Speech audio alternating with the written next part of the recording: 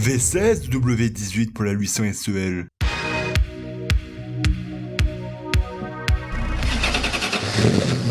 Yo les étoiles filantes, que tu sois une fille ou un gars, aujourd'hui je vais vous parler de la réponse de Mercedes à la BMW série 7 Goldfish. C'est une histocar, une histoire de voiture. Je vais vous parler de la Mercedes-Benz classe S 800 SEL. Quel moteur possède cette voiture? Comment Mercedes va répondre à BMW avec sa 800 SEL? Vous le saurez dans cette vidéo. Sur ce, bon visionnage.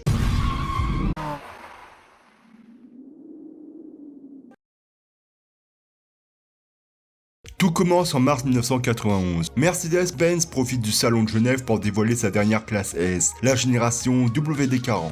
Attends quoi?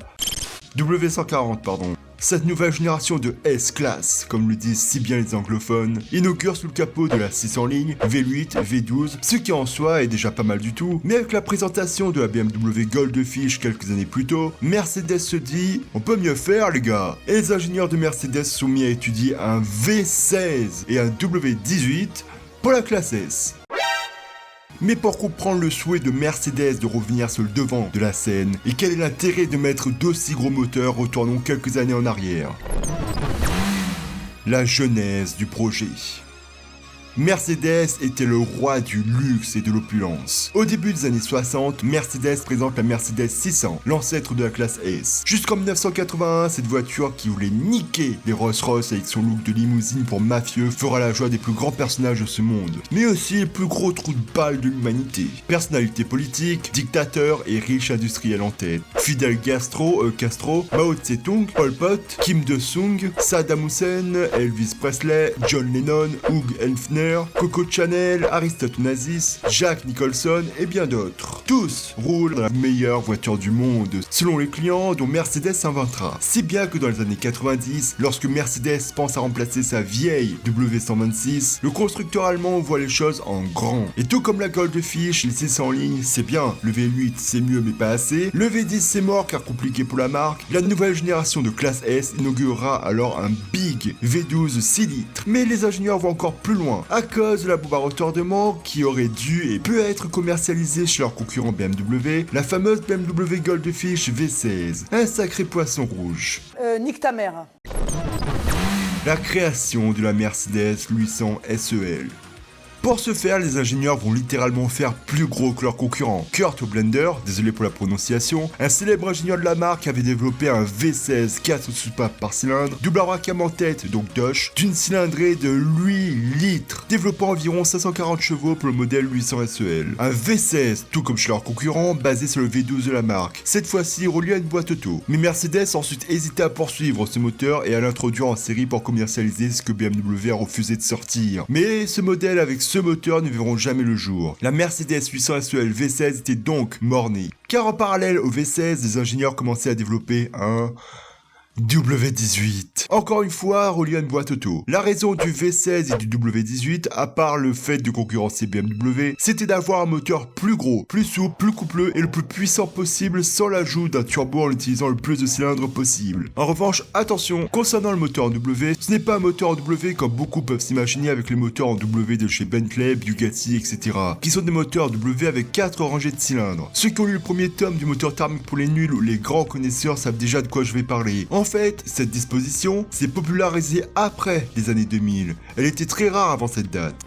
La vraie architecture en W, et depuis toujours, c'est un moteur W avec 3 rangées de cylindres. Vous avez bien entendu, seulement 3 rangées au lieu de 4. Une rangée au-dessus, comme un moteur en ligne, et une rangée de chaque côté. Alors, des fois, c'est juste un V8, V10, V12 sur lequel on a fait un trou au-dessus pour mettre un autre bloc. Et c'est pour gagner de la place que Mercedes partira sur cette version du moteur en W, car les 18 cylindres sont disposés en 3 rangées de 6 cylindres décalées de 75,5 degrés. Choix accepté afin de réduire les coûts, car il s'agit de 3 cylindres reliés au vilebrequin, alors que le V16 coûtait plus cher et aurait causé, tout comme pour la Goldfish, des problèmes dus à la longueur du moteur dans le compartiment moteur. Du coup, le bloc W18 a la même longueur que l'habituel 600 lignes. Pour la très salée Mercedes-Benz 800 SEL W18, deux versions du W18 sont étudiées. D'abord une version soft pour concurrencer le V16 de la BMW Poisson Rouge. Ça va suffire alors?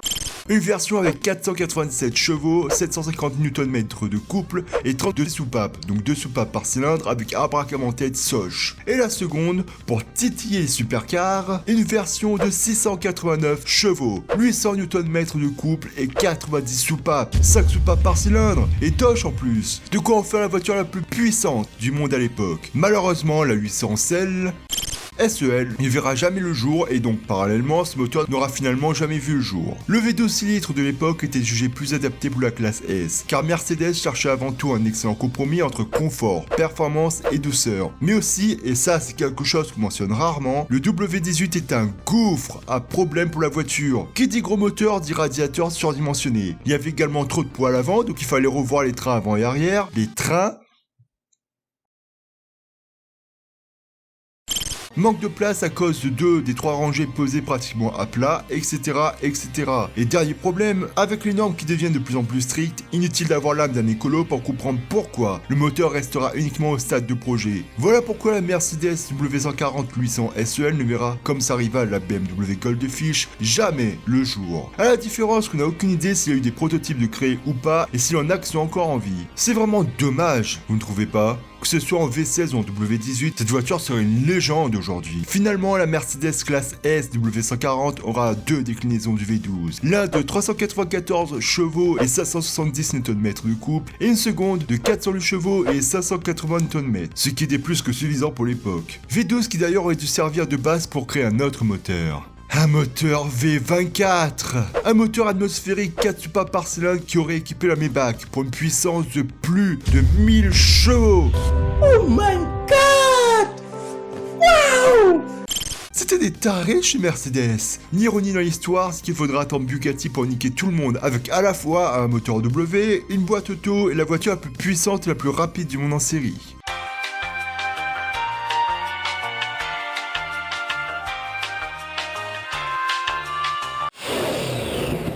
次のビデオ Pensez à la boutique en description et au like si vous avez aimé la vidéo pour m'aider sur YouTube. Sur ce, bonne journée ou soirée, gardez le sourire car c'est ce qui est le plus important dans la vie. Sauvons les 100% thermiques et gloire à l'automobile.